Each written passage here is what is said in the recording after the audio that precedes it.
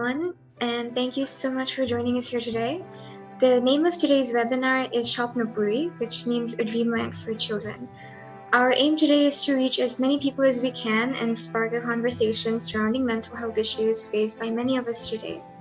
This webinar is a collaboration between the DPS Community Club and Project Purple, which is a youth organization that works towards eradicating the stigma that revolves around mental health in Bangladesh. She is a psychotherapist and instructor who specializes in child psychology. Ms. Tarnu Musarat Dashka, who is a mental health and developmental professional. And last but not least, Ridan Mahabub, the founder and CEO of Project Purple. We are really happy to have you here with us today, and I'm sure all of us will be learning a lot from you today. Thank you. So, starting off, the first thing we would like to know is adolescence. It's a very turbulent time. So, what is the importance of mental health during for people who are teenagers and that age?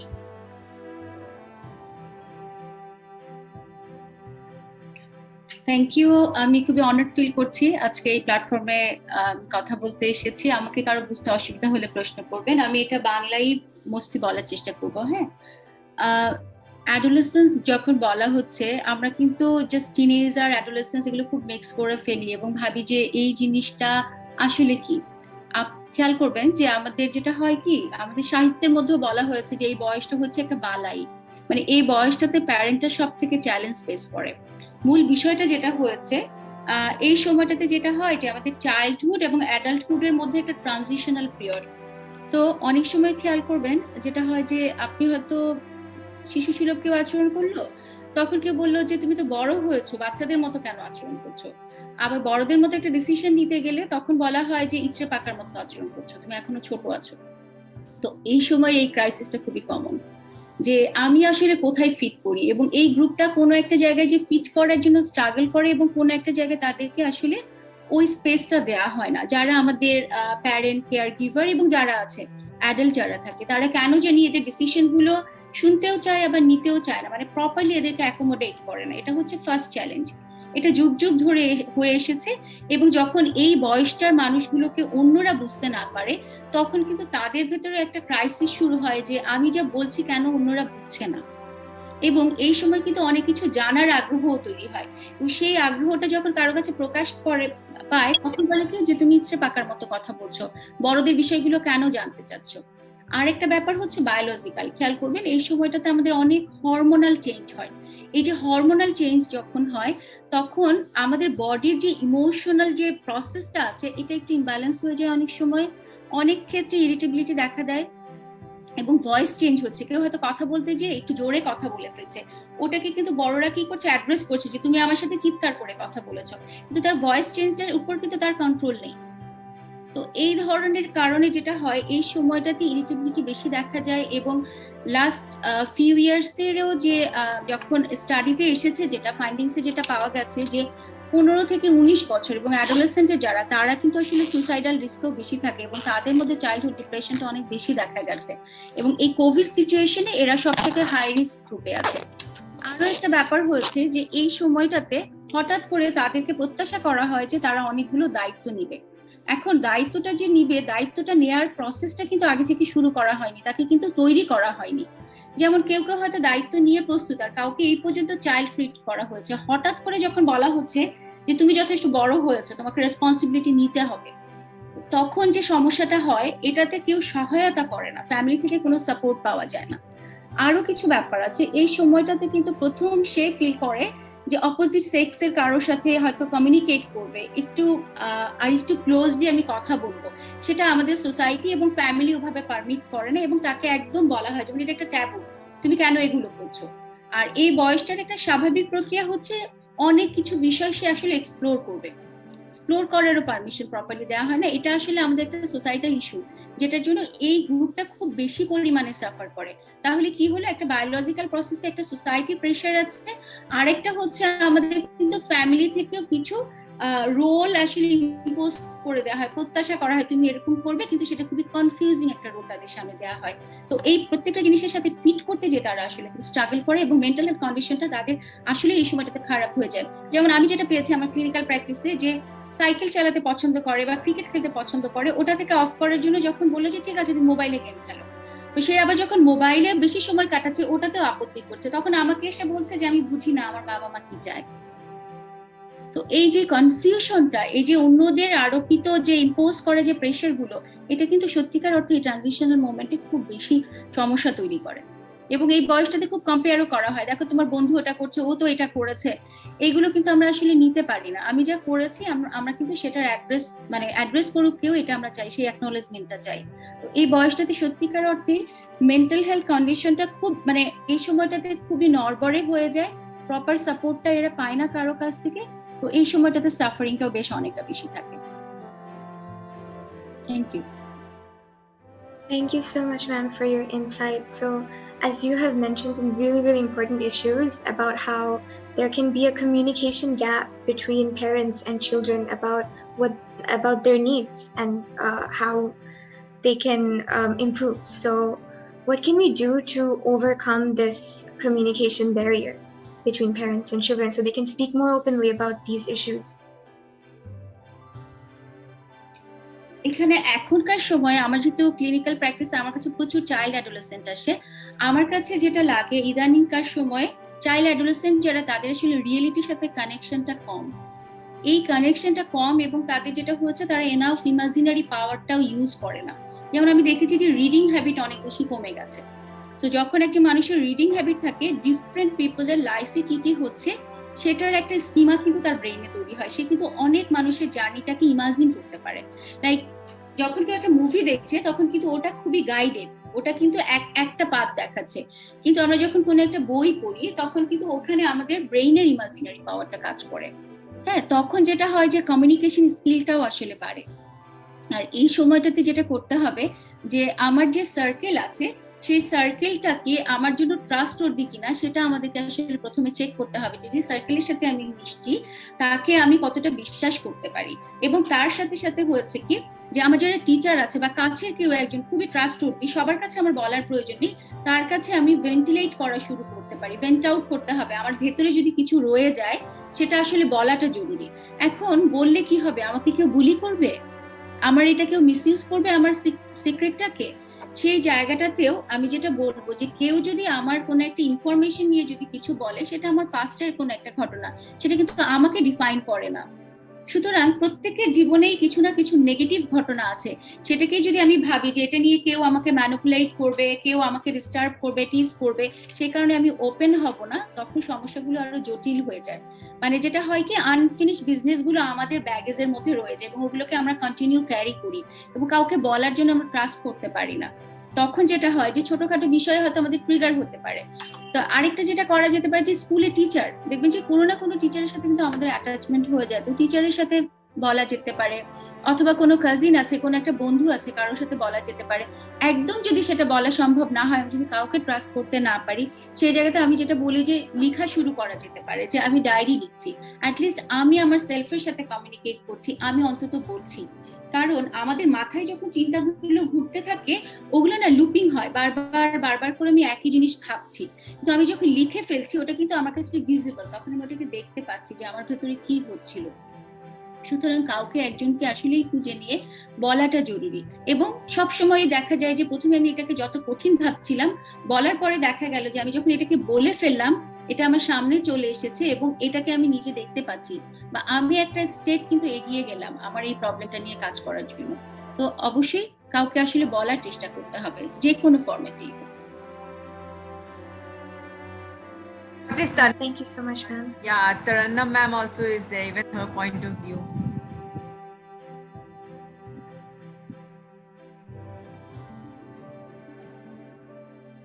Taranna ma'am, please go ahead. Yeah, শোনা যাচ্ছে আমাকে? Yes, ma'am. ওকে, তো thank you. Faiza ma'am সুন্দর করে বলছিলেন, একটা যে বিষয়টা লাস্ট টাইমে যেটা বলেছেন ওটাতে আমি অ্যাড্রেস করি, যে সেলফ টকিং এর যে বিষয়টা, যখন আমি আমার পাশের কোনো মানুষকে পাচ্ছি না, শেয়ার করার জন্য, বা আমি যদি ভয় পেয়ে থাকি যে আমাকে আসলে বুলি করা হবে, বা আমি সেই এক্সাক্ট সোর্সটা পাচ্ছি না যে যার কাছে শেয়ার করে আমি নিজেকে সেফ করছি, তখন কিন্তু আমরা এই ধরনের যে একটা সেলফ কমিউনিকেশন, যেটা নিজের সাথে নিজের যে একটা বোঝাপড়ার জায়গাটা, বা নিজের মাথায় যে বিষয়গুলো ঘুরছে সেটাকে যদি আমি কাগজে কলমে খুব বাহ্যিকভাবে দেখতে পারি, ফিজিক্যালি দেখা যায় যদি জিনিসটা, সেটার কিন্তু অনেক বেশি আউটকামটা একটু ডিফারেন্ট হয়। এবং সেটা হচ্ছে কি, মানে একটা ভেন্টিলেশন একটা প্রসেস হয়ে যাচ্ছে, একটা কাইন্ড অফ, আমি যখন লিখছি দ্যাট মিনস আমি আমার ইমোশনটাকে চোখে দেখতে পাচ্ছি, ব্যাপারটা kind of এরকম। তো হ্যাঁ, লাস্ট পয়েন্ট আমি যে এটাই আমি অ্যাড করতে চাচ্ছিলাম ফাইজুল নামের সাথে, উনি খুব সুন্দর করে ডিসক্রাইব করেছেন। তো এই জায়গাটা আসলে আমার মনে হয় না আর কিছু অ্যাড করার আছে। Thank you, ma'am. Tarani, ma'am, I had another question for you. So basically, as Faiza ma'am mentioned, that during adolescence, these feelings of depression and loneliness can heighten because sometimes I feel like we don't have anyone to talk to. So and yesterday was actually World Suicide Prevention Day. So for people who are struggling with suicidal thoughts or feelings of failure and self-esteem issues, and we all have negative thoughts from time to time, not just adolescents, in fact. So how can we cope with that? ওকে, এখানে আসলে দুইটা perspective আছে। একজন হচ্ছে যিনি whole প্রসেসটার মধ্যে দিয়ে যাচ্ছেন, সুইসাইডাল থট বা নেগেটিভ থটের ভিতর দিয়ে যাচ্ছেন উনি, এবং আরেকটা দিক হচ্ছে আমরা যারা পাশে যারা আছি, ওই ব্যক্তিটার পাশে যারা আছেন তাদের দিক থেকে। দুইটা পার্সপেক্টিভ। প্রথমত যদি বলি যে যিনি আসলে সুইসাইডাল থটটাকে হোল্ড করতেছেন, অনেক সময় দেখা যায় যে সে কিন্তু তার ডে টু ডে লাইফটা কন্টিনিউ করছেন, স্কুলে যাওয়া হোক, কলেজে যাওয়া হোক, বা ওনার অকুপেশন যেখানে যাওয়া আসা করছেন, বাসায় আসছেন, খাওয়া দাওয়া করছেন, হাসাহাসি করছেন, এন্ড এর মাঝখান থেকে কিন্তু আমরা সময় বুঝতে পারি না বাইরে থেকে। তো যেটা হয় যে আমাদের এই ব্যাপারটা না একদিনে ঘটনা, এটা খুব একটা মানে কন্টিনিউয়াস একটা প্রসেস। যখন নেগেটিভিটি বা নেগেটিভ থট জমতে থাকে এবং সেটা ভেন্টিলেট না করা হয়, একটা সাফোকেশন তখন আমাদের ভিতরে ক্রিয়েট হয়ে যায়। এবং সেই সাফোকেশনটা রিলিজ করার জন্য যখন আমি আর কোনো হেলদি কোপিং পাচ্ছি না, হেলদি কোপিং মেকানিজম পাচ্ছি না, তখন সেটাকে আমি একটু আনহেলদি ওয়েতে, বা আমি যদি বলি যে নেগেটিভ কোপিংটাকে আমি অ্যাড্রেস করছি। যেমন আমরা অনেক সময় হয় না এরকম যে স্ট্রেসে থাকলে, আমরা শুনি যে স্ট্রেসে থাকলে মানুষ সিগারেট খেয়ে যেটা হয় যে তারা নাকি তাদেরকে হিল করে। তো এটা হচ্ছে one kind of negative coping. তো এই জিনিসটা যখন লার্নড হয়ে যায়, বিহেভিয়ার শিখে ফেলি এবং সেটাকে যখন আমি আমার বিহেভিয়ারের অ্যাটাচ করে ফেলছি, তখন সেটাকে কি করতে হবে, মানে একদিনে সরানো যাবে না, ওটাকে আনলার্ন করতে হবে। তো ইন দ্যাট সেন্স যখন নেগেটিভিটি আমাদেরকে ওভার আনহেলদি প্রসেসটাকে বা আনহেলদি কোপিংটাকে আনলার্ন করবো প্রথমত, এন্ড দেন সেটার সাথে কিছু হেলদি কোপিংকে আমি অ্যাড্রেস করবো বা অ্যাটাচ করে দেবো। তো যখন একটা মানুষ এরকম নেগেটিভিটির ভিতর দিয়ে যাচ্ছেন, প্রথমত তার নিজেকে এটা বোঝা যে আমি আমার যে একটা ভেন্টিলেশন প্রসেস সেটা খুব দরকার, বা আমার হিলিংটা খুব প্রয়োজন। সেই সময় সে তার যে আশেপাশে যে সাপোর্ট গুলো আছে, সাপোর্টিং নেটওয়ার্ক, ফ্রেন্ড হতে পারে, ফ্যামিলি হতে পারে, সেখানে কাউকে হেল্প করা, কাউকে বলা, বা আসলে সে যা ফিল করছে সেটা জানানো। এবং সেটা যদি আমি ফাইজা ম্যামের সাথে আবার একটু অ্যাড করি, সেই পয়েন্টটাকে যদি আবার নিয়ে আসি এখানে, যদি সেরকম কোনো স্কোপ না থাকে আমার, যে আমি যদি ফিল করি যে আমাকে সবসময় বুলি করা হবে, সেক্ষেত্রে নিজের সাথে নিজের যে বোঝাপড়ার জায়গাটা সেটাকে খুব ক্লিয়ার রাখা, এটা একটা বিষয় হতে পারে। অ্যান্ড আসলে এই জায়গাটা অ্যাওয়ারনেসেরও খুব প্রয়োজন। আমরা যারা বাইরে আছি, ঘুরছি, সেই ব্যক্তিটাকে একপাশে সরিয়ে আমরা যারা বাইরে আছি তারা যদি একটু অ্যাড্রেস করার ট্রাই করি যে আসলে কোন কোন সিমটম গুলি দেখলে আমরা বুঝবো যে একটা মানুষ আসলে নেগেটিভিটির মধ্যে যাচ্ছে বা তার মধ্যে সুইসাইডাল থট আছে। যেমন যে সুইসাইড করতে চান উনি কিন্তু প্রায় কোনো না কোনো সিগন্যাল দেন সেটা। তো ওই জিনিসগুলোকে ফাইন্ড আউট করা। অনেক সময় আমরা যেটা হয় যে আমরা যারা আশপাশে থাকি আমরা জিনিসটাকে ওভারলুক করি, বা আমরা মনে করি যে ফান করছে বা হেসে উড়িয়ে দিই। তো ওইখানে যে ব্যক্তিটা ভিকটিম তিনি আরো একবার আঘাতপ্রাপ্ত হন যে আমার ইমোশনটা, আমার ফিলিংসটা ওনারা বুঝতে পারছে না বা কেউ বুঝতে পারছে না, তো আই এম অল অ্যালোন। ওই জায়গাটাতে আসলে আমাদের যে নেটওয়ার্ক তাদেরকে একটু স্ট্রং হতে হবে, অ্যাওয়ারনেসের জায়গাটাকে ক্রিয়েট করতে হবে। এবং আসলে আমি আমাদের কালচারে বুঝি যে অনেক বেশি কথা বলতে হবে মেন্টাল হেলথের যে কোনো। Thank you, ma'am. So obviously raising awareness is a very, very important thing. And that brings me to Ridham Bhaya, the CEO of Project Purple. Could you please tell us a little more about how Project Purple is working to raise awareness and eradicate these stigmas regarding mental health, suicide, all that? Thank you so much for having me here. First of all, it's really good to be back to DPS and be speaking at a webinar because I just graduated from DPS and it always feels good to talk in my school. And yeah, so coming to Project Purple, so the story of Project Purple goes way back in 2019. That's the time when we launched it. So there's a lot of reasons, there's a lot of instances why we actually started Project Purple. ছোটখাটো অনেকগুলো occasions এর জন্য আমরা আসলে Project Purple করা start করেছি. If I have to talk about Project Purple, I need to talk about Ascension, which is another organization I have been a part of. So that usually dealt with issues related with poverty alleviation. So we hosted a lot of events and we were doing a lot of charity works. And mental health was always an issue that was always overlooked in the society. And that's something that we always witnessed, even my friends and me myself. When I was growing up, I saw how people didn't really care about mental health in the country and how, especially in Bangladesh, like people really overlooked mental health and they didn't give the attention that mental health deserved. And we launched Project Purple in around November of 2019. One of the major reasons was, I'm sure a lot of you know here, when Hiroshi committed suicide, which was like on September of 2019, I think. And with our port থেকে, I think সবাই আমাদের পুরো স্কুলে, everyone was really hurt. And it actually shocked everyone. And including us, I wasn't close to her, but with our port, it really hurt me if someone our age, এরকম একটা instance একটা হলো and we couldn't do anything about it. And এরপর like Tana, I heard a couple of my friends from other school commit suicide and like people getting diagnosed with depressions as well. And the rate of mental health, especially like 2019, end of 2019, অনেকগুলো cases শোনার পর থেকে, it really shook me and a lot of my friends that were working in Ascension. And we thought that something needs to be done.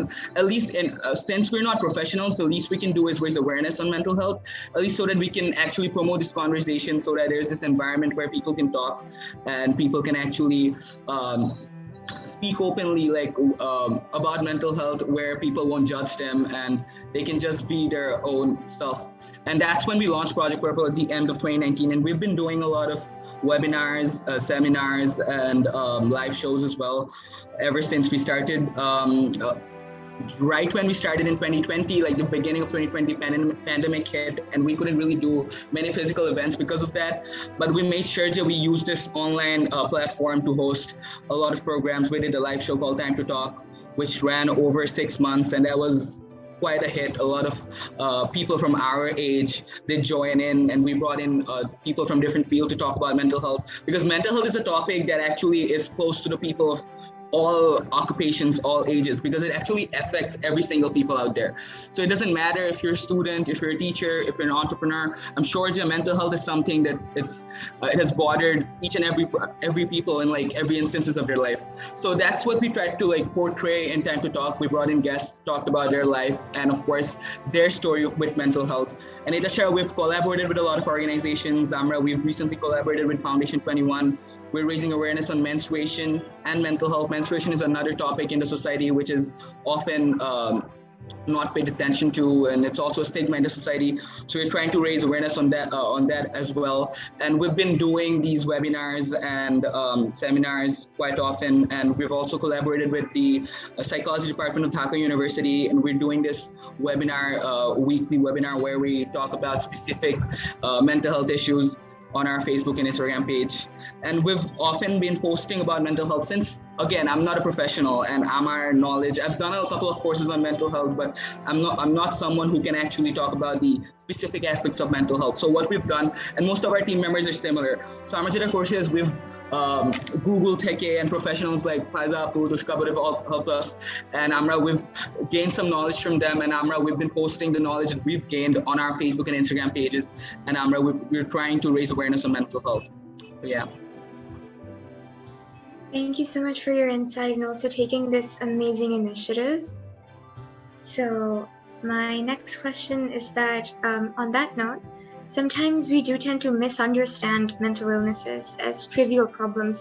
Like there's this assumption that depression is just feeling sad, or obsessive compulsive disorder is just about being neat and clean. But obviously these disorders are much more than that. They're affecting a lot of people.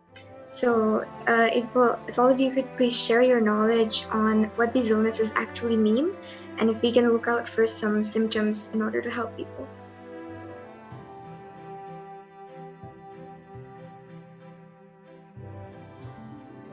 Thank you Shahin. এখানে একটা ব্যাপার হচ্ছে যে এটা আসলে vice versa. যেমন অনেকেই একটু মন খারাপ হলে কিন্তু এটাও বলা যে আমি তো ডিপ্রেসড হয়ে গেছি, আমি ডিপ্রেশনের রোগী হয়ে গেলাম। সো ফিলিং স্যাডনেস যেমন ডিপ্রেশন না, আবার ডিপ্রেশনের আসলে কিছু ক্রাইটেরিয়া আছে, এবং স্যাড ফিল করলেও কতটা সময় ধরে আমি স্যাড ফিল করছি। হ্যাঁ, এখন আমার লাইফে এমন একটা ঘটনা ঘটেছে যেখানে আমার স্যাড ফিল করাটাই স্বাভাবিক। হতে পারে আমার খুব কাছের কাউকে আমি হারিয়েছি, বা আমার খুব পছন্দের কাজটা আমি এখন করতে পারছি না কোনো কারণে, তাহলে কিন্তু স্যাড ফিল করাটা স্বাভাবিক, তাই তো? তার মানে কোনো একটা ঘটনা ঘটেছে যেটাতে আমার স্যাড ফিল করাটা স্বাভাবিক, সেটা যদি হয়ে থাকে তাহলে কি সেটাকে ডিপ্রেশন বলবো? না, ওই ঘটনাটার সাথে আমার দুঃখ পাওয়াটা স্বাভাবিক, এটা কিন্তু একটা নর্মাল ইমোশন, তাই তো? তাহলে আমাদেরকে খেয়াল করতে হবে যে আসলে কি হচ্ছে। এখন এটা যদি দীর্ঘ সময় ধরে চলে, যে লম্বা সময় ধরে আমার এখন সারাউন্ডিং যে সিচুয়েশনটা এটা স্বাভাবিক আছে, কিন্তু তারপরও আমি খুবই স্যাড ফিল করছি, তখন এটা নিয়ে ভাবার একটা ব্যাপার আছে। এবং ডিপ্রেশন যখন হচ্ছে এই জিনিসটাও খেয়াল করতে হবে, তখন তাদের মধ্যে কি হয়, খুবই বেশিরভাগ ক্ষেত্রে অ্যাপিটাইট কমে যায়, খাওয়ার কোনো রুচি পায় না, তার পছন্দের খাবারগুলো হয়তো তার ভালো লাগছে না, কারো ক্ষেত্রে ইম্পালসিভ ইটার হয়ে যায়, কিন্তু এটা কম। ঘুমের প্রবলেম হয়, তারা দেখা যায় যে দীর্ঘ সময় সে তার রুমের মধ্যে থাকছে, হয়তো ঘরটা অন্ধকার করে থাকছে, এবং সে সারা রাত ঘুমানোর পর ফিল করে যে তার ঠিক মতো ঘুম হলো না, সে কিন্তু ঘুমিয়েছিল, ওঠার পরে আরো টায়ার্ড লাগছে, মনে হচ্ছে আর একটু ঘুমিয়ে থাকি, এবং যতটাই সে ঘুমাচ্ছে না কেন তারপরও তার মধ্যে একটা টায়ার্ড ফিলিং হচ্ছে, এবং তার নিজের সম্পর্কে, তার নিজের মানে নিজের জীবনটা সম্পর্কে এবং বাইরের জগৎটা সম্পর্কে তার একটা নেগেটিভ ধারণা কন্টিনিউ তার মাথার মধ্যে চলতে থাকে, যে জীবনের কি মানে, আমার সাথে ভালো কিছুই হবে না, এই যে নেগেটিভ থিঙ্কিং প্যাটার্নটা তৈরি হয়। এবং তার যে ফাংশনাল ক্যাপাসিটি ছিল, সে যে কাজগুলো নর্মালি করতে পারতো সেগুলো করাটা তার জন্য কষ্টকর হয়ে যায়। মানে তার এই ফাংশনাল অ্যাবিলিটি কিন্তু আগে থেকেই ছিল, কিন্তু ইদানিং সে এগুলো আর করতে পারছে না। এমনকি এমনও হয় যে একজন মানুষ বিছানায় আছে, সে যে উঠবে, উঠে যদি সে শাওয়ারটা নিয়ে ফেলে তাহলে সে ভালো বোধ করে, কিন্তু এই ওঠাটা তার জন্য যে কতখানি কষ্টকর, এটা কিন্তু যে সাফার করে সে আসলে জানে। অন্যরা খুব সহজে এই জায়গাগুলোতে কমেন্ট করতে থাকে যেটা তো কোনো ব্যাপারই না, আমাদের লাইফেও এরকম হয়। তো এই ধরনের কথাগুলো আসলে তাদের মধ্যে কষ্টটা আরো বাড়িয়ে দেয়। তো ডিপ্রেশন যখন একজন মানুষের হয়, এটা মনে রাখতে হবে, এখানে দুইটা ব্যাপার হয়, তার ব্রেইনের মধ্যে নিউরোট্রান্সমিটার যেগুলো আছে, নিউরোকেমিক্যালস যেগুলো আছে, সেটা ইমব্যালেন্স হয়, যে কারণে তার মধ্যে স্যাড ফিলিংটা হচ্ছে বেশি। আরেকটা ব্যাপার হচ্ছে যে তার চিন্তার কিছু জটিলতা, কগনিটিভ ডিস্টরশন হচ্ছে, সে কোনো একটা জিনিসে ফোকাস না করে তার টানেল ভিশন হচ্ছে, তার মানে সে কি করছে, নেগেটিভ পয়েন্টটাকে হাইলাইট করছে, আর তার লাইফের যে আরো পজিটিভ জিনিসগুলো আছে সেগুলোকে সে দেখতে পারছে না, মানে টানেল ভিশন হয়ে যাচ্ছে, ফুল পিকচার সে দেখতে পাচ্ছে না, এবং একটা পজিটিভ পিকচারের ভেতর থেকেও সে হয়তো নেগেটিভ পার্টটাই দেখছে। যেমন ধরো কেউ হয়তো ধরলাম একজন সে ডিপ্রেশনে আছে, তাকে বললো যে তোমাকে তো আজকে অনেক ভালো লাগছে, তোমাকে দেখতে অনেক হ্যান্ডসাম লাগছে, এখন তার তো খুশি হওয়ার কথা, তাই না রিদান? এমনই কিন্তু ফিল করার কথা, কিন্তু সে কি করবে, সে বলবে ও তার মানে আমাকে সব সময় বাজে লাগে দেখতে, তুমি এটা বলতে চাইছো আমাকে সব সময় বাজে লাগে? খেয়াল করে দেখো, এই ধরনের মানুষ কিন্তু আমরা চারপাশে দেখি, যে আমি তো পজিটিভই বললাম, এখন আমি ওকে কি বলবো আমি বুঝতে পারছি না, কারণ তার মনের ভেতরে, তার ব্রেইনের ভিতরে একটা নেগেটিভ ফিল্টারিং অন হয়ে গেছে, মানে সবকিছু ওটার ভিতর দিয়ে যাচ্ছে এবং সে নেগেটিভলি দেখছে। তাহলে এরকম যদি আমরা দেখি যে দীর্ঘ সময় ধরে একজন মানুষ এই বিষয়টার ভিতর দিয়ে যাচ্ছে, তাহলে বুঝতে হবে যে তার ভেতরে ডিপ্রেশনের সিমটমস গুলো আছে। হ্যাঁ, আচ্ছা, আর ওসিডির কথা, যেমন এখন যেমন এই কোভিড সিচুয়েশনে ওসিডি টার্মটা অনেক এসেছে, অবসেসিভ কম্পালসিভ ডিসঅর্ডার। এখানে কি হচ্ছে, মানুষ ভাবছে যে হাত বারবার ধোয়ার ক্ষেত্রে এটা কি ওসিডি হয়ে যাবে কিনা, এই জায়গাটাতেও খেয়াল করতে হবে। যে হ্যাঁ, আমি যেটা আমার ক্লিনিক্যাল প্র্যাকটিসে পেয়েছি, যে যখনই কোভিড এর ব্যাপারটা এসেছে, এটা যেহেতু মানুষের একদম প্রত্যেকটা মানুষের জন্য প্রচন্ড মাত্রায় স্ট্রেসফুল ছিল, তো অনেকের ক্ষেত্রে কি হয়েছে, যে ধোয়া মোছার পরেও সে ফিল করছে কোনো না কোনো জার্মস লেগে গেল, বা কোনো না কোনো জার্মস রয়ে গেছে, বারবার হাত ধুচ্ছে। শুধু কি তাহলে ক্লিনলিনেস? তা কিন্তু না। অনেক সময় খেয়াল করবে, বাসা থেকে বের হয়ে যাওয়ার পর মনে হলো আমি কি কম্পিউটারটা প্রপারলি শাটডাউন করেছিলাম, মাথার মধ্যে এটাই বারবার হচ্ছে এবং কোনো কাজে মনোযোগ দিতে পারছি না, বারবার মনে হচ্ছে এটা প্রপারলি করে আসিনি। কখনো কখনো তোমাদের আম্মুদেরকে দেখবে যে বাসা থেকে বের হচ্ছে, বলছে গ্যাসের চুলাটা বন্ধ করিনি, আলমারিটা লক করিনি, বারবার এটা হচ্ছে, এবং তারপর আবার ঘুরে এসে দেখছে যে ওটা ঠিক হলো কিনা।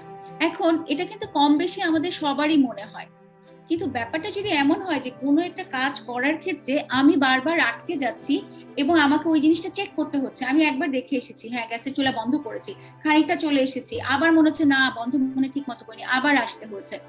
এমনও হয়েছে, আমি এমনও পেয়েছি যে সে মেডিকেল স্টুডেন্ট, এটা লাস্ট ইয়ারের কথা, সে কি করেছে, সে যেটা করেছিল যে শীতের মধ্যে 8 ঘন্টা ওয়াশরুমে ছিল, বা ওয়াশরুম থেকে সে বের হতে পারেনি, কোনোভাবেই সে বের হতে পারেনি, বারবার গোসল করছে, প্রত্যেকবার গোসল করে আর বের হওয়ার সময় তার মনে হচ্ছে দেয়ালে একটু হাত লেগে গেছে। তাহলে তাদের কিন্তু সিভিয়ার লেভেলের একটা অসুবিধা হতে থাকে, তাদেরও ব্রেনের নিউরোট্রান্সমিটার ইমব্যালেন্স হয়, সেরোটোনিন লেভেল হয়ে যায়, এবং একই সাথে কিন্তু তাদেরও একটা ডিপ্রেসিভ ফেজ চলতে থাকে, সে কিন্তু প্রচন্ড কষ্টের মধ্যে থাকে। হ্যাঁ, এখানে একটু বলবো যে আমি আমি আমার খুব ভালো ধারণা নেই যে তোমাদের স্কুলটাতে ইনক্লুশন আছে কিনা, যাদের অটিজম তাদেরও কিন্তু এক কাজ রিপিটেটিভলি করার একটা প্যাটার্ন আছে। এই যে ওসিডির সাথে অটিজমের যে রিপিটেটিভ প্যাটার্ন অফ বিহেভিয়ার, দুটার মধ্যে পার্থক্য আছে। ওসিডিতে যে আছে সে যখন একটা কাজ বারবার করছে, বারবার ধুচ্ছে বা বারবার চেক করতে হচ্ছে, তার ভেতরে পেইন হচ্ছে, সে কিন্তু এটা থেকে বের হয়ে আসতে চায়, সে কিন্তু নিজেকে ওই আস্থাটা দিতে চায় যে না আর কোনো অসুবিধা নেই, তাহলে আমি যে রেস্ট করতে পারবো, কিন্তু এটা পারে না। আমার কাছে ক্লাস 7-এ পড়ে একটা ছেলে এসেছিল, ও কি করতো, নামাজ পড়তো, নামাজ পড়তে যে ওর মনে হতো প্রত্যেকবার ও সূরায় ভুল পড়েছে। এখন যখন ওর মনে হতো সূরায় ভুল পড়েছে, তখন ওর মনে হতো যে আমি আল্লাহর সামনে বসে আছি, আমি সূরায় ভুল করছি, আল্লাহ তো আমাকে ক্ষমা করবে না, তখন ও নামাজ পড়েই যেত, আবার কখনো কখনো ওযু করতে যেয়ে আটকে যেত। তাহলে যে মানুষগুলোর এটা হয়, এরা কিন্তু খুব সাফার করে।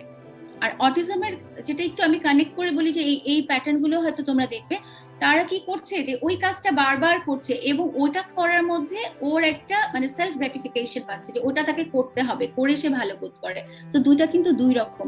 ওসিডি যার মধ্যে আছে সে প্রচন্ড পেইনের মধ্যে থাকে, এবং এটা যদি আসলে ডায়াগনোসিস করার মতো লেভেলে চলে যায়, ইমিডিয়েট তাকে কি করতে হবে, এটা মাল্টিডিসিপ্লিনারি অ্যাপ্রোচে তাকে সাপোর্ট দিতে হবে, সাইকিয়াট্রিক ড্রাগস লাগবে এবং তার সাইকোথেরাপি লাগবে।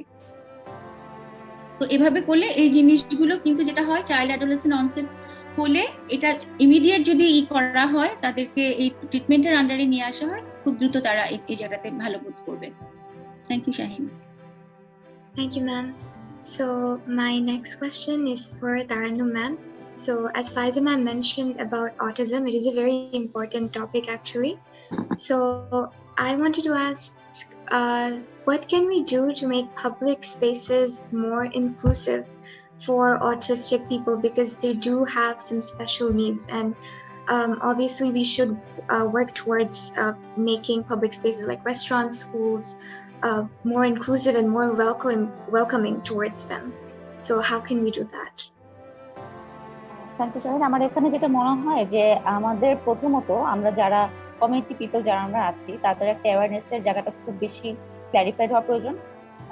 আর যেটা হয় আসলে আমরা আসলে সব পপুলেশনের কথা চিন্তা করে কিন্তু এই স্ট্রাকচার গুলোকে সেট আপ করছি না। ইভেন ইন কেসেস অফ মানে যেটা হয় স্কুলগুলোতে, কলেজগুলোতেও কিন্তু সেই জায়গাটা আসলে ইকুয়ালিটির বেসিসে আমরা দিতে পারছি না, সেটা যে কারণেই হোক। তো ওই জায়গাটাতে আসলে অ্যাওয়ারনেসটাকে বিল্ড আপ করা সবার মধ্যে, যে they have the right to be included in the process.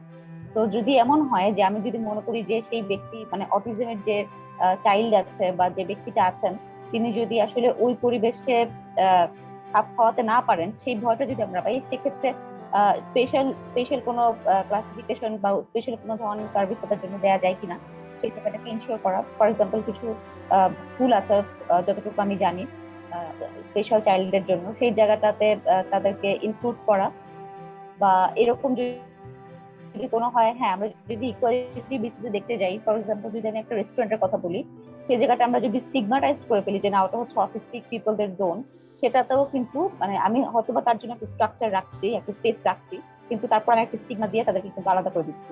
তো দে আর নট বিং ইনক্লুডেড। করতে চাচ্ছি আমরা, বাট কিছু একটা ছোটখাটো ভুলের কারণে যেটা হচ্ছে যে তাদেরকে আসলে আমরা এক্সক্লুশনই করে দিচ্ছি। তো ওই জায়গাটায় প্রথমত আমাদের একটা অ্যাকসেপ্টেন্সটা ক্রিয়েট করা, অ্যাওয়ারনেস এবং অ্যাকসেপ্টেন্সটা ক্রিয়েট করা, আমাদের আমরা কমিউনিটি গুলো যারা আছি সেটা নিয়ে যতটা সম্ভব কথা বলা, এবং যদি সম্ভব হয় স্কুলগুলোতে এই বিষয়গুলো নিয়ে কথা বলা, এবং এটাকে একটা মেইন স্ট্রিমিং এ নিয়ে আসা, নিজেদের যে অ্যাক্টিভিটিস গুলো আছে সেটার ভিতরে নিয়ে আসা। আর হচ্ছে আমার মনে হয় যে ফাইজা ম্যাম এই জায়গাটা আরো ভালো ইনপুট দিতে পারবেন।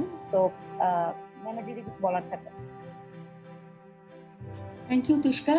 এখানে প্রথম কথা যেটা শাহিন আমি বলবো যে এখন আমাদের গভর্নমেন্ট থেকেও বলা হয়েছে যে আমরা অটিস্টিক পিপল বলবো না, আমরা বলবো পিপল উইথ অটিজম।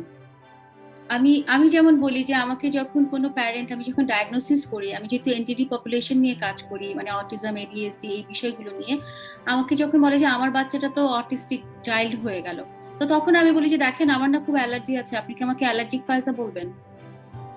তখন ওনার একটু থতমত খেয়ে যান। তো আমি জিজ্ঞেস করি আপনার কোনো হেলথ ইস্যুস আছে নাকি? তখন বলছে ডায়াবেটিস আছে। আমি তাহলে আপনাকে আমি ডায়াবেটিক অমুক ডাকবো, আপনি কি ওকে আছেন এটাতে? তখন বলে যে, তখন আসলে মানুষ রিয়েলাইজ করে। সুতরাং অটিজম হচ্ছে একটা কন্ডিশন, তাদের কোটা দিয়ে লেভেল করার কোনো সুযোগ নেই। কারণ আমাদেরই কারো আছে শর্ট টেম্পার, কারো আছে অ্যাটেনশন স্প্যান কম, কেউ আছে অল্পতেই হয়তো মনোযোগ ধরে রাখতে পারছি না, বা রেগে যাচ্ছি বা চিৎকার চেঁচামেচি করছি, সেগুলো দিয়ে যদি আমাদেরকে ডিফাইন করা না হয়, তাহলে অটিজম রিলেটেড সিমটমস যাদের আছে তাদেরকে অবশ্যই অটিস্টিক বলে আমরা লেভেল করব না। আর মূল কথা হলো যেটা, যে আমরা প্রত্যেকটা মানুষ ইউনিক, প্রত্যেকটা মানুষ আলাদা। আমাদের মাইন্ডটাই হতে হবে ইনক্লুসিভ মাইন্ড, যে আমি সবাইকে অ্যাকোমোডেট করব। আর এই অ্যাকোমোডেশনের জন্য আমাদেরকে যেটা করতে হবে, যে আমাদের একটা ওপেন মাইন্ড খুবই জরুরি। কারণ আমি যেমন একজন মানুষ যার মধ্যে অটিজমের সিমটমস আছে, তাকে যখন দেখছি তার সমস্যাগুলো, ঠিক তার পয়েন্ট অফ ভিউ থেকে যদি আমাকে দেখি, সে কিন্তু আমাকে ভাববে প্রবলেমেটিক, যে এই মানুষটা এত কথা বলে কেন, এই নয়েজ কেন করছে। সুতরাং এই জায়গাটাও আমাদেরকে চিন্তা করতে হবে যে তার জায়গা থেকে কিন্তু আমারও অনেকগুলো প্রবলেম আছে। আর তার কিন্তু আজকে আমি যদি বলে থাকি যে আমি নর্মাল, এবং সে হচ্ছে তার মধ্যে কিছু ইস্যুস আছে, এই যে তার যে ব্রেইন ফাংশনটা ডিফারেন্ট হয়েছে, আমার ব্রেইন ফাংশনটা এরকম হয়েছে, এটা কিন্তু বায়োলজিক্যাল প্রসেস, এটাতে আমাদের কারো কন্ট্রিবিউশন নেই, তাই তো? আমার স্কিনের কমপ্লেক্সন যা হয়েছে, আরেকজনের যা হয়েছে, কেউ হয়তো এটা নিয়ে প্রাউড ফিল করতে পারে, কিন্তু এটাতে কিন্তু আসলে আমাদের কারোই কন্ট্রিবিউশন, এটা আমরা বায়োলজিক্যালি এটা পেয়েছি, এটা আমাদের ইনহেরিটেড, এবং জেনেটিক্যাল কিছু মিউটেশনের জন্য আসলে অটিজমের মতো বিষয়টা হচ্ছে। মূল কথা হলো যে আমরা তাদেরকে অ্যাকোমোডেট করতে পারি কিনা। খেয়াল করবেন, বাসায় আছে যে কারো প্যারেন্ট একটু শব্দ হলেই বিরক্ত বোধ করে, এখন যাদের অটিজম রিলেটেড সিমটমস আছে তারা কিন্তু যেটা করে, সাপোজ আমি যখন কথা বলছি, আপনারা আমার কথা শুনছেন, একই সাথে সবার ব্যাকগ্রাউন্ডে কিছু শব্দ হচ্ছে না, বাসায় হয়তো কলিং বেল শব্দ হলো, সামনে যে ফোনটা আছে ওটা ভাইব্রেট করছে, বা কোনো একটা আছে না যে কোনো একটা লাইট ব্লিঙ্ক করছে, অনেক কিছু হতে পারে, এসি টেম্পারেচারটা একটু ওঠানামা হলো, তাহলে কি হলো? আমরা কিন্তু এগুলোকে ইগনোর করে একটা জায়গায় ফোকাস করতে পারছি, যে ঠিক আছে আমি আমার স্পিচটা শুনছি, ওটার দিকে মনোযোগ দিই। কিন্তু যাদের মধ্যে অটিজম আছে, ওদের সেন্সরি প্রসেসিংটা এমন ভাবে কাজ করে যে সবগুলো একসাথে আসে। এখন খেয়াল করেন, আমার সাউন্ডটার সাথে সাথে যদি আপনার কাছে ফোনের ভাইব্রেশনটা সেম পিচে আপনার কানে এসে পৌঁছতো, লাইটটা যদি খুব প্রচন্ড ভাবে ট্রাকের হেডলাইটের মতো চোখে লাগতো, আপনি কিন্তু আমার কথায় ফোকাস হতে পারতেন না। সুতরাং ওদের যে সেন্সরি প্রসেসিংটা আছে, এটা ওদেরকে অনেক বেশি পাজল করে ফেলে, এবং ওদের স্ট্রাগলটা আমাদের থেকে অনেক বেশি। সুতরাং আমরা বলি যে আমরা ওর সাথে অ্যাডজাস্ট করতে পারছি না, ও বরঞ্চ আমার সাথে স্ট্রাগল, মানে আমার সাথে অ্যাডজাস্ট করার জন্য ও স্ট্রাগল করছে। আমরা যদি সেই পয়েন্টটা দেখে ভাবি, তাহলে এদেরকে আমরা ইনক্লুড করতে পারবো, এবং আমাদের ইনক্লুসিভ সোসাইটিটা হবে। এবং আমার কাছে যখন আসে কোনো চাইল্ড নিয়ে, কোনো প্যারেন্ট আসে, আমি এদেরকে নিয়ে আসলে কাজ করি, কারণ আমার মনে হয় যে আমার বাচ্চা যখন বড় হবে, এরা তো ওর জেনারেশনেরই হবে। এবং অ্যালার্মিং একটা সিচুয়েশন হচ্ছে এরকম, যে অটিজমের যে রেশিওটা, এটা আসলে দিন দিন বাড়ছে। সুতরাং এদেরকে আমাদের পার্ট অফ সোসাইটি ভেবে নিয়ে আমরাই যখন কাজ করব, আমি যখন তার প্রতি ওই সমমর্মিতা দেখাবো, এখানে কিন্তু সিম্প্যাথি দেখানোর কোনো সুযোগ নেই, আমার তার প্রতি এমপ্যাথেটিক হতে হবে। যখন আমি দেখাবো, তখনই আসলে আমি তাকে ইনক্লুড করলাম আমার সোসাইটিতে, কিন্তু আমি তাকে সিম্প্যাথি দেখাচ্ছি না, আমার কোনো প্রয়োজন নাই। সেই মানুষগুলো কোনোভাবেই সিম্প্যাথি ডিজার্ভ করে না, তারা রেসপেক্ট ডিজার্ভ করে, এবং তাদের স্ট্রাগলটাকে আমাদেরকে আসলে অ্যাড্রেস করতে হবে। এবং প্রত্যেকটা জায়গায়, যেমন আমি কোনো একটা রেস্টুরেন্টে যেয়ে দেখলাম যে কেউ একজন মানুষ খুব অস্বস্তিতে আছে, আমি খুব নয়েজ করে যাচ্ছি, আমার বুঝতে হবে যে আমার কাছে আমার হাসি ঠাট্টাটা আমার বন্ধু যতটা ভালো লাগছে, আর একটা মানুষের হয়তো ওটা মাথা ধরার কারণ হয়ে যেতে পারে। সো আমাদের মোর সেন্সিবল হতে হবে, শুধু নিজের জায়গাটা থেকে একটু বড় পরিসরে চিন্তা করতে হবে যে সবাইকে কি আমি অ্যাকোমোডেট করছি কিনা। Thank you Shahin. Thank you so much, ma'am. That was really helpful. So my next question is that oftentimes we want to help someone who is going through mental health problems, but we don't really know what will be the right thing to say. So at that time, how can we support that person? Okay, so there's actually a lot of ways to support that person. It depends from one person to another. If I'm talking about people our age, let's say people who are going to school. So usually key hoy, let's say there's someone who wants to talk to another person, right? You have to first create an environment for that person to talk to. Let's say Amra, when we're talking about friend groups in general, usually you're gonna find groups where people are not that kind enough to actually let others to actually speak about what they're feeling. Let's say we're actually hanging out with my friends, but we're not essentially talking about the things that I'm feeling. এরকম অনেক সময় হয় কিন্তু like you're gonna see যে they're feeling really low, but we're going out, we're having fun and everything, and you're not even sharing the fact with your friends or your family. So it's very important to have that kind of friends and family where you can actually talk about the things that you want to talk about. Let's say always have that support group. Maybe your family's not that supportive. Maybe you don't have the friend group that's that supportive, but you have to find those people in your life who you can actually open up to. So it can be your family members, it can be your cousins, it can be your teacher, it can be your friends. But এরকম মানুষ পাওয়া খুব important যার সাথে তুমি এটা নিয়ে কথা বলতে পারবা। Secondly, of course, you have to find that for the people who are actually the people যার কাছে একজন open up করছে. Let's say you're the person that people are opening up to. You have to be really kind, because এটা মাথায় রাখতে হবে যে if someone is opening up to you, that's only because that person trusts in you, believes in you, and is actually giving you that access. So yes, if you're talking to that person, I am sharing my deepest secrets with you. So ওরকম একটা পজিশনে তোমাকে দেওয়ার জন্য if you're actually deserving that position, you have to actually act like that as well. এরকম দিন অনেক সময় হয় যে your friends are actually opening up to you যে I'm not feeling well, and we're completely disregarding it. We're saying যে হ্যাঁ আচ্ছা এটা দোষ, এটা আমারই আরো খারাপ অবস্থা হয়, তো it's nothing, it's not serious. এখন জিনিসটা কি from person to person it always varies কিন্তু sometimes একটা জিনিস তোমার কাছে খুব একটা সিরিয়াস না হতে পারে, but আরেকজনের কাছে it might be very vital or very crucial for that person. So it's very important to be empathetic by ওইভাবে and like creating that environment so that everyone can actually open up. Faiza ma'am, Tushka ma'am, if you could add Aiki.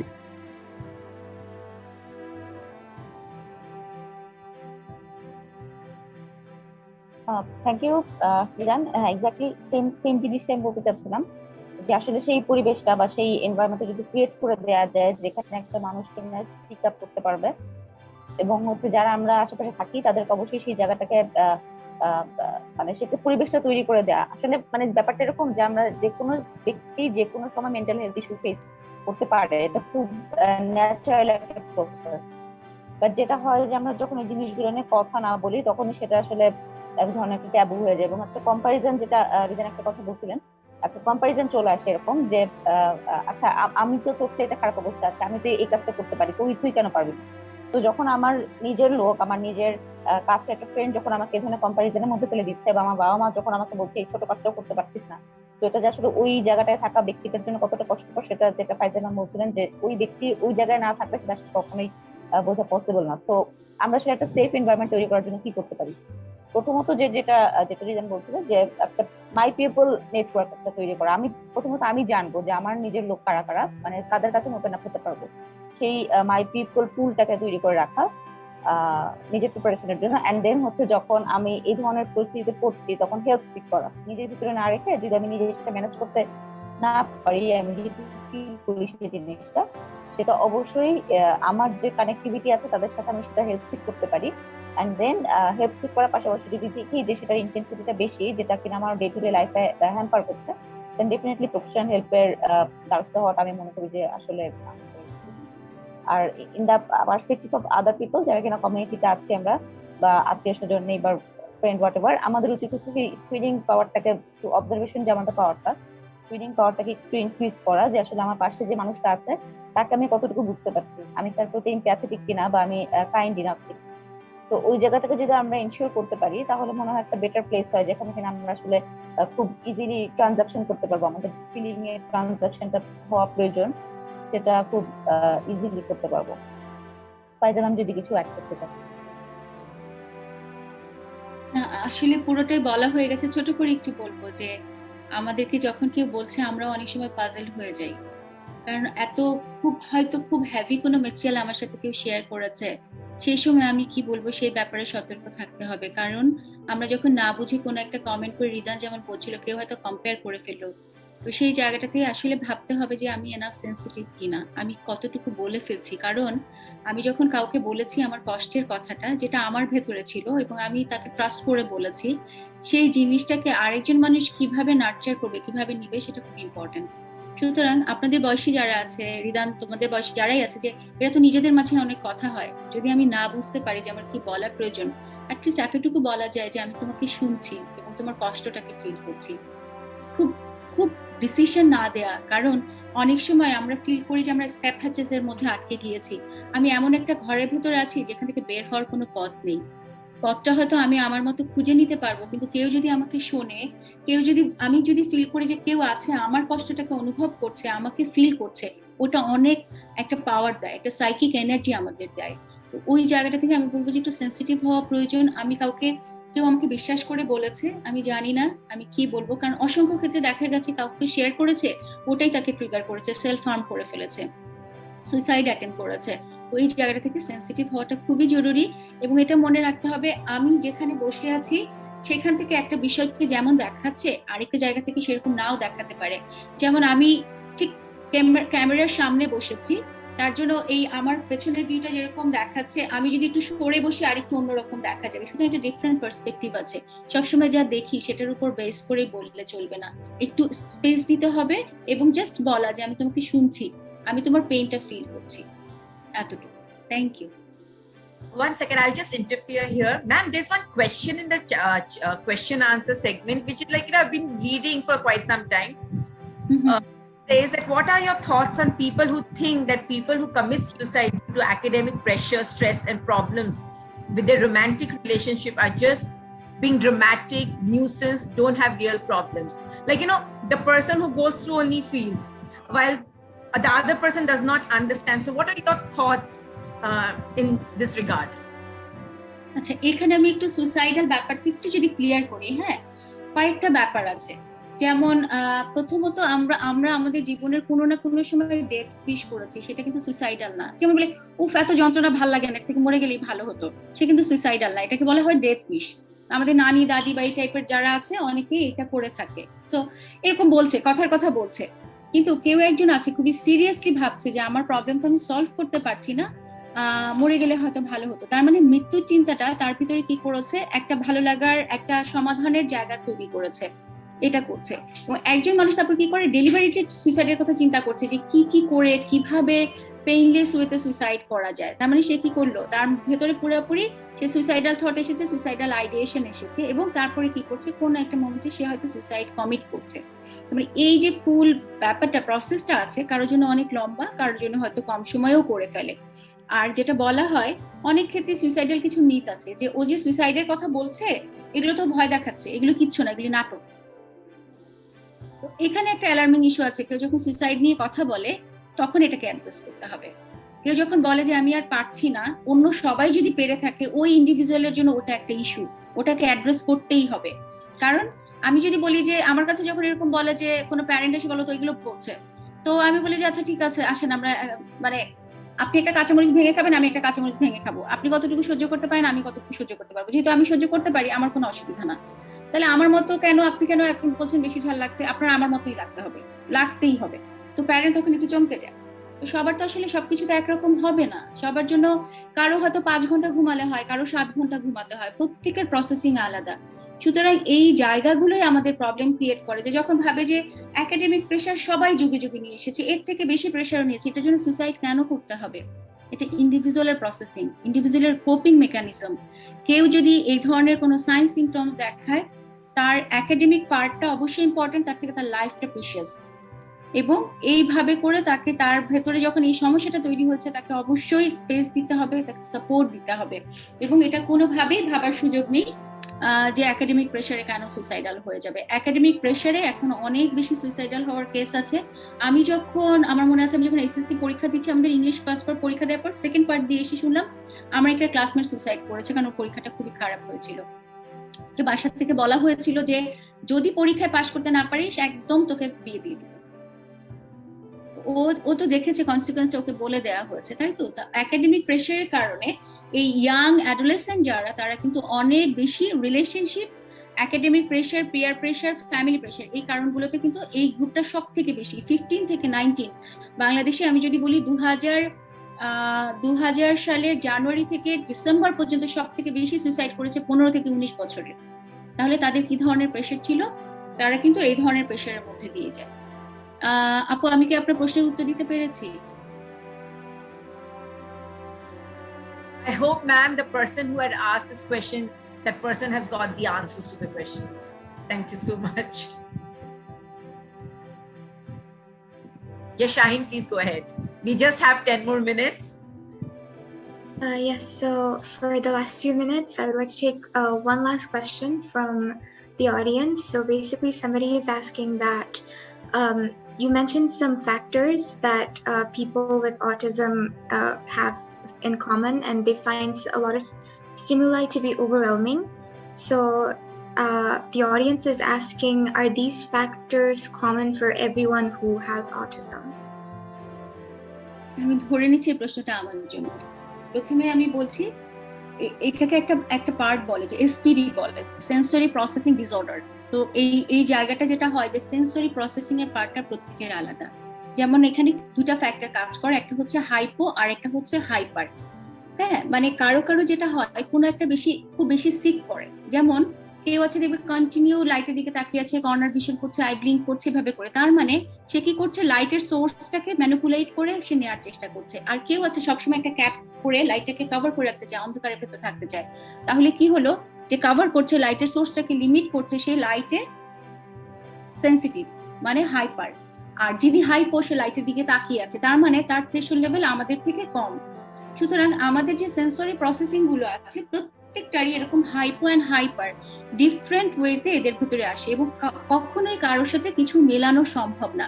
কিন্তু কিছু জায়গা আছে যে জায়গাগুলোতে তাদের specific problem থাকে, যেমন তাদের কিছু স্টিরিওটাইপই থাকে, একই কাজ হয়তো ওইভাবে একই রকম ভাবে করতে চায়, রেস্ট্রিক্টেড ইন্টারেস্ট থাকে, কিন্তু রেস্ট্রিক্টেড ইন্টারেস্টটা কিন্তু এক একজনের এক এক রকম হবে। কিছু রিচুয়াল বিহেভিয়ার থাকে, যে আমি কোথাও যাচ্ছি, যাওয়ার সময় আমাকে সবসময় বা পা ফেলতে হবে। আমরা যেমন নামাজ পড়ি, যখন জায়নামাজে চুমু খাই, এটা কিন্তু একটা রিচুয়াল। তো অটিজমেও কিন্তু এই ধরনের অসংখ্য রিচুয়ালস থাকে। তার সাথে সাথে কি থাকে, তাদের সেন্সরি ইস্যুস থাকে, সেন্সরি ইস্যুগুলো থাকে, এবং কমিউনিকেশনে কিছু ব্যাপার থাকে। তো এই প্রত্যেকটা জিনিস আসলে ডিফারেন্ট লেভেলে হয়ে থাকে। এই যে আমি বললাম হাইপো হাইপার, যেমন আমরা 5টা সেন্সের কথা জানি, কি আছে আমাদের, ভিজুয়াল, অডিটরি, তারপরে হচ্ছে কি আমাদের টেস্ট, গ্যাস্টেটরি, অলফ্যাক্টরি, টাচ, টেকটাইল, এবং এর বাইরে আরো দুটো আছে, একটা হচ্ছে ভেস্টিবুলার, যেটা হচ্ছে আমাদের বডি ব্যালেন্সিং, এবং প্রোপ্রায়োসেপশন, যেটা হচ্ছে আমাদের স্পেস সম্পর্কে একটা ধারণা। এই 7 সেন্সেসই তাদের কিছু ওঠানামা থাকে, যেটা হয়তো আমরা স্বাভাবিকভাবে যে মাত্রায় কাজ করি না কেন, তার থেকে তাদের জিনিসগুলো তাদেরকে অনেক বাধাগ্রস্ত করে। যেমন আমাদের ভিতরে কারো আছে যে পেট্রোলের গন্ধ খুবই খারাপ লাগে, কেউ আছে যে পেট্রোলের গন্ধটা বেশি নিতে চায়। সুতরাং আমাদেরও এটার মধ্যে হেরফের আছে, কিন্তু এটা আমাদেরকে ডিসফাংশনাল করে না। কিন্তু যাদের মধ্যে অটিজম আছে তাদের মধ্যে এটা ডিফারেন্ট ওয়েতে ইম্প্যাক্ট ফেলে, এবং তাদেরকে কি করছে, তাদের যে রেগুলার অ্যাক্টিভিটিস সেই কাজটা করতে দেয় না। তো এই কারণে যেটা বলা হয় যে একটা হয়তো স্ট্রাকচার আমরা বলে দিতে পারি, কিন্তু প্রত্যেকের আলাদা, কখনো কারোর সাথে মিলবে না। অটিজমটা এরকম একটা ব্যাপার যে ওটা আসলে আমি জানি না এখানে যারা আছে, আমি বলবো যে একটা সিরিজ আছে নেটফ্লিক্সে, অ্যাটিপিক্যাল, তোমরা হয়তো এটা দেখতে পারো, যে অটিজমের একটা মানুষের কি ধরনের, ছেলেটা যদি খুবই হাই ফাংশনিং, কিন্তু তাদের স্ট্রাগলটা কেমন থাকে, যারা স্কুলেও যায়, মেইন স্ট্রিমেও যাচ্ছে, তাদেরও কিন্তু কন্টিনিউয়াস স্ট্রাগলের মধ্যে দিয়ে যেতে হয়। Thank you Shahin. Like Aya Islam has written in the question answer segment, if I write, have the insecurity of someone reading it and finding them personal things out, what should I do? Mostly I have seen that people say write your feelings down, you'll feel much better. Some people cannot talk, they write their feelings down, but they are scared that someone may find those notes or their diaries and read it. So in that case, what will happen? So what would you like to say these young children, whether they should write or share, or what do they do about their feelings? আচ্ছা, thank you.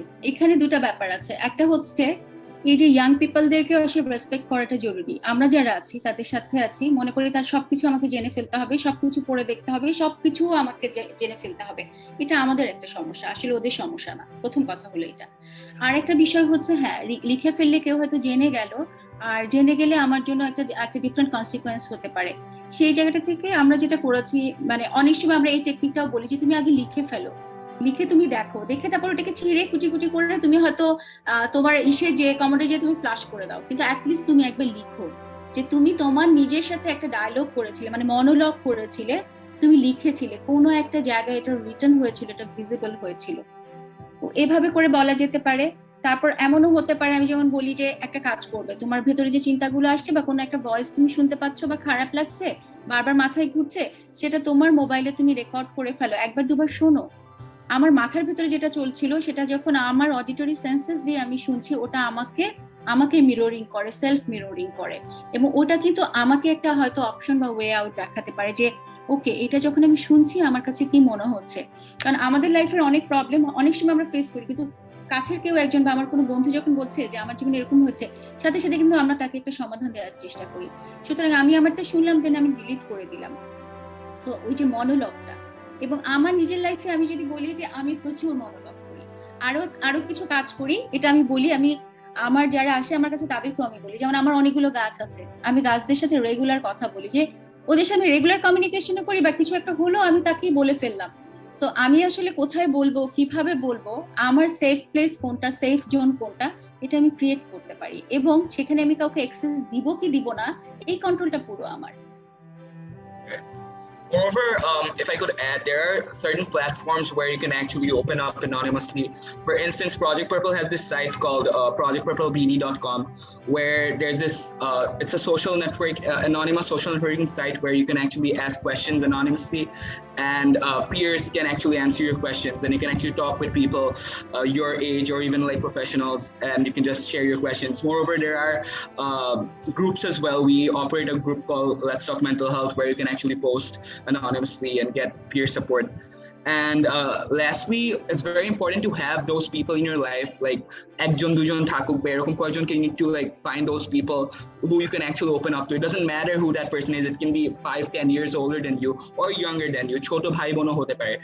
There's no like specific portfolio যে ওটাই হতে হবে ওরকম কিছু না, but you need to find those people in your life যার সাথে you can actually share these things, because it's very important to actually share some stuff, or else because এগুলো কিন্তু like ভিতরে জমা হতে হতে it can actually have like a very bad repercussions. So it's always better to actually just open up and talk about it. So but of course that environment is also very important, and that's why আগে বলা হয়েছে যে it's very important for us to be more kinder to people who are actually opening up. Yeah, thank you. Thank you so much. Tarana ma'am, would you like to add something? আমার কাছে একটা যুগোপযোগী একটা চিন্তা আছে, যেটা হচ্ছে যে for example আমরা অনেকে এখন ল্যাপটপ ইউজ করি বা আমরা মোবাইল ইউজ করছি, তো মোবাইল যখন ইউজ করি সেক্ষেত্রে ডাউনলোড করে ফেলতে পারি, সেখানে লিখতে পারি, সেটা লক করার সিস্টেম আছে, যেমন গুগল ড্রাইভ আছে বা মাইক্রোসফটে বেশ কিছু ইস্যুস আছে, ওগুলো যদি আমরা ইউজ করতে পারি, ওখানে কিছু লক পাসওয়ার্ড ইউজ করার অপরচুনিটিজ আছে। তো দিন শেষে দেখা যাচ্ছে বা মাস শেষে বছর শেষে দেখতে পাচ্ছি যে আমি অনেক কিছু লিখে ফেলেছি, নিজের সাথে অনেক ধরনের কনভারসেশন আমার হয়ে গেছে, সেইটার একটা ডকুমেন্টারি, একটা জার্নাল, ফোল্ডার তৈরি হয়ে যাচ্ছে। তো মানে টেকনোলজি আমরা ইউজ করছি ডে টু ডে লাইফে, আমরা গেম খেলি, গান শুনি, মুভি দেখছি, এর পাশাপাশি যদি এটা একটা ভালো একটা পজিটিভ আউটকাম নিয়ে আসতে পারি বা সেটাকে পজিটিভ ওয়েতে ইউজ করতে পারি, সেটা আসলে খারাপ হয় না। তো এই জায়গাটা তো আমরা চাইলে অ্যাড্রেস করতে পারি, কিভাবে আমরা টেকনোলজিকে নিজেদের সাথে, নিজেদের মেন্টাল হেলথের সাথে অ্যাটাচ করতে পারি। Thank you so much, ma'am. Shaheen, can you repeat what ma'am said, because once a few students could not understand, just in brief what ma'am said. Basically, ma'am mentioned that now there is a lot of ways to protect your data. You can buy locked journals, or you can just type it on Google Drive and no one can access that. So there are a lot of ways you can keep your privacy to yourself. So you can always have that safe space.